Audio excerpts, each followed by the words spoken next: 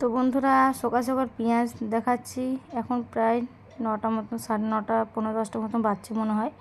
তো এখন শুকনো লঙ্কা একটা তেলে ভেজে নিয়েছি, আর পেঁয়াজ কুচিয়ে নিয়েছি, আর লবণ নিয়েছি।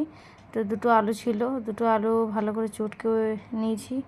চটকে নিয়ে আর ওই লঙ্কা, লবণ, তারপরে পান্তা ভাত দিয়ে খাবো। পেঁয়াজ কুচি দিয়ে ভালো করে আলুটা মেখে নিয়েছি।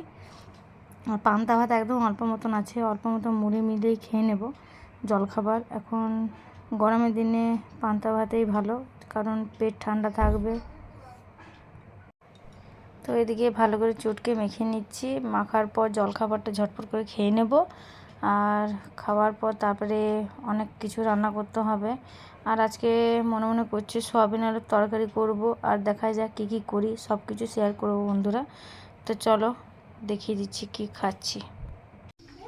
তো বন্ধুরা, এই যে পান্তা ভাত, কাঁচা লঙ্কা, একটু ছাতু নিয়েছি, আর এই যে আলু মাখা আর পেঁয়াজ। তো চলো বন্ধুরা, খুব জোর খিদে পেয়ে গেছে, আমি খেয়ে নিই। শুভ সকাল বন্ধুরা, তোমরা কেমন আছো? ঠাকুরের কৃপা আশা করছি তোমরা খুব ভালো আছো। আমিও খুব ভালো আছি। গণিতে হাউস লাইফে একটা সুন্দর ব্লগ নিয়ে চলে এলাম।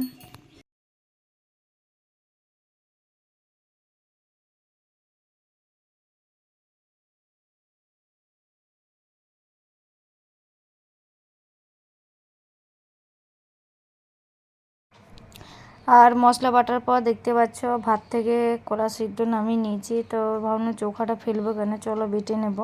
তো এটা শিলনোড়ায় একদম মিহি করে বেটে নিয়েছি। ওই যে কাঁচকলা চোখা বাটা আর যে মশলাটা দেখিয়েছিলাম, তো ওই একটু মশলা নিয়ে নিয়েছি। আর সয়াবিনের তরকারি করেছি, তো একটু সয়াবিন রেখে দিয়েছি যেহেতু পকোড়াতে দেবো বলে। আর একটা আলু গ্রেট করে নিয়েছি, আর লবণ হলুদ নর্মাল দিয়েছি। আর এখানে যেহেতু গাছ ছিল পেঁয়াজ শাকের গাছ, তো এই যে পেঁয়াজ শাকের পাতা দিয়ে দিয়েছি, আর রসুনটা রেখেছি শাক ভাজার জন্য। আর একটু দেখতে পাচ্ছি বেসন দিয়ে দিয়েছি, আর একটু শক্ত শক্ত করে মেখে নেবো বন্ধুরা। আর এটা হচ্ছে বড়া করব, কাঁচকলা মানে চোখলার পাতা, পাতা বলছি, কাঁচকলার যে চোখাগুলো থাকে সেগুলো শিলনোড়ায় বেটে নিয়েছি ভালো করে। আর কাঁচকলা সিদ্ধ হয়েছিল, ওইটা আমার শ্বশুরমশাইয়ের জন্য, কারণ উনি খান তার জন্য। তো এদিকে আমি পকোড়াটা ভেজে নেব, আর রসুনটা উঠিয়ে রেখে দিচ্ছি, কারণ এটা বললামই তো শাক করব, শাক ভাজবো, অল্প মতন শাকও করব।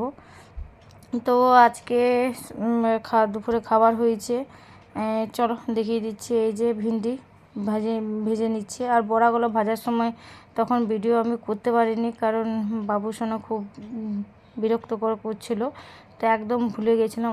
ওকে একবার করে দিয়েছিলাম, তো হয়নি। তো ওই যে বড়া ভাজার তেল ছিল অল্প মতন, তো ওইটাতে ভিন্ডি ভেজে নিচ্ছি। আর ওই যে বাটির মধ্যে দেখাচ্ছি তেল, রসুন, শাক আছে, তো ওইটা ভেজে নেব। আর ওই যে হাঁড়ির উপর দেখতে পাচ্ছ বড়াগুলো, ওইগুলো ভেজে নিয়েছি।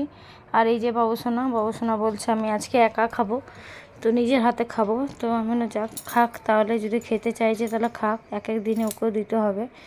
তো এদিকে আমি ওর পাশেই বসে আছি, এই যে খাটের মধ্যে বসে আছে, আর ও খাচ্ছে, আর আমার শ্বশুরমশাই খাচ্ছে।